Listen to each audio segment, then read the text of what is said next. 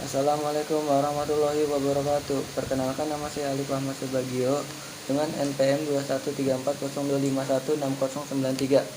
Di sini saya ingin mempresentasikan hasil karya saya atau presentasi yang berjudul analisa rasio leverage. Pengertian rasio leverage. Rasio leverage atau rasio solvabilitas atau rasio utang adalah rasio atau perbandingan yang digunakan untuk mengukur seberapa besar pinjaman utang perusahaan yang dibiayai oleh aset (aktiva) dan equity (modal) yang dimiliki perusahaan tersebut. Sebagaimana menurut Van Horn (2002.357), rasio leverage merupakan rasio yang menggambarkan tentang proporsi utang perusahaan. Zitman (2006.264) juga memberikan pandangan serupa, yaitu rasio leverage atau rasio utang sebagai rasio yang menggambarkan proporsi dari jumlah aktiva yang dipinjamkan kepada perusahaan oleh kreditur.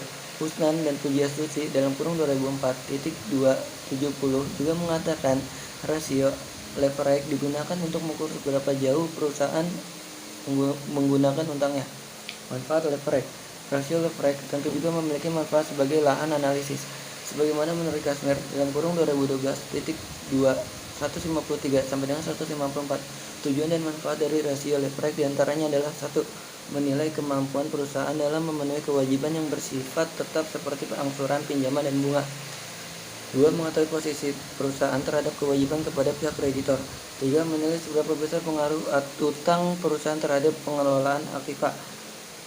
4. Menilai seberapa besar aktiva perusahaan dibiayai oleh utang. 5. Menilai dan mengukur beberapa bagian dari setiap rupiah modal sendiri yang dijadikan jaminan utang jangka panjang. 6. Mengetahui keseimbangan antara lain nilai aktiva, khususnya aktiva tetap dan modal. 7. Mengetahui beberapa jumlah dana pinjaman yang segera akan jatuh tempo. Jenis-jenis rasio leverage. Karena menunjukkan rasio dari kebutuhan dana perusahaan yang dibelanjai dengan utang, artinya jika perusahaan tidak mempunyai leverage menunjukkan perusahaan beroperasi sepenuhnya menggunakan modal sendiri alias tanpa memakai utang. Untuk mengukur tingkat leverage itu sendiri, menurut Husnan dan Pujiastuti (2004.2 sampai dengan 71), terdapat beberapa jenis rasio yang digunakan, yaitu: 1. Debt to total asset ratio. Rasio utang terhadap total aktiva atau aset (DAR) atau biasa disebut rasio utang. Ini menunjukkan seberapa besar bagian dari keseluruhan aktiva yang dibelanjakan oleh utang. DAR sama dengan total utang dibagi total aktiva. Kreditur atau investor tentu lebih suka jika DAR ini bernilai rendah, karena berarti tingkat keamanan dananya semakin baik.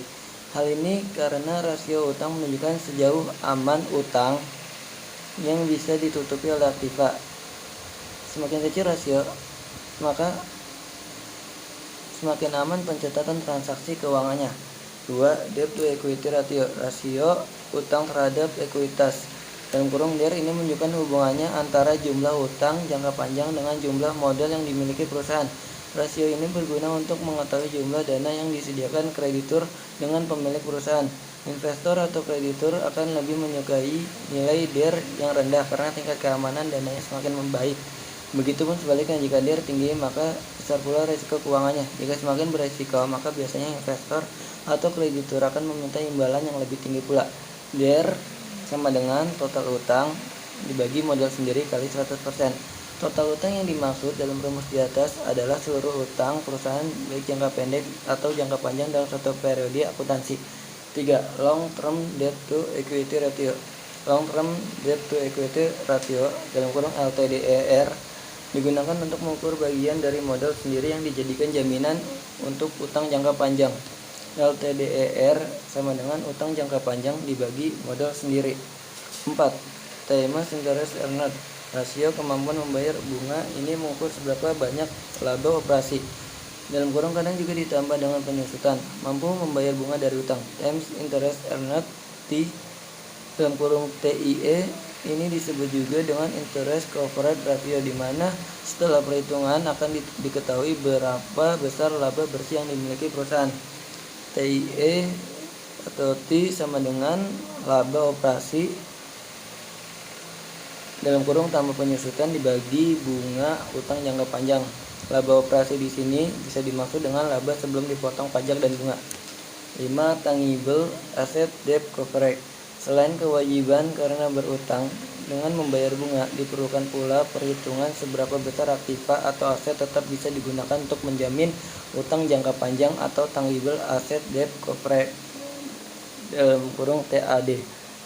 TAD coverage tambah dengan jumlah aktiva tambah tangible tambah utang lancar dibagi utang jangka panjang. Pada intinya, TAD atau TAD coverage ini menunjukkan besarnya aset tetap tangible yang digunakan untuk menjamin setiap rupiah liabilitas jangka panjang. Ya, kesimpulan dari semua yang telah tadi saya sampaikan, rasio leverage adalah rasio yang menggambarkan tentang seberapa besar kebutuhan dana perusahaan yang dibiayai oleh utang. Pada penerapannya, rasio leverage ini akan berhubungan dengan harga saham, sebagaimana menurut Martono dan Agus Sarjito (2007.2-300). Leverage merupakan penggunaan dana dengan beban tetap dengan harapan atas penggunaan dana tersebut akan memperbesar pendapatan per lembar saham (earning per share), di mana akhirnya akan mempengaruhi harga saham. Sekian dari saya, terima kasih. Wassalamualaikum warahmatullahi wabarakatuh.